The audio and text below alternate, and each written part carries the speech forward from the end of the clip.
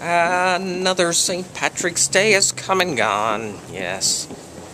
People waking up with their hangovers and enjoying the parade yesterday and enjoying all that green beer. And anyway, it's a nice day out here in Seaside today. Beautiful sunny day, getting warmer as we speak, and no wind. Yesterday was kind of windy. Yes, the last of the leprechauns. We're up today. The visitor chips. That must be the sun. Looks just like that with less white on those. That was a... It's okay, guys. You look like my bus truck.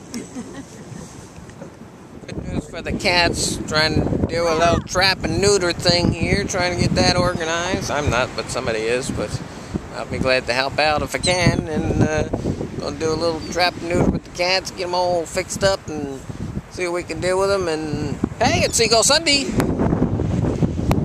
Feed them. Seagulls. Don't see any.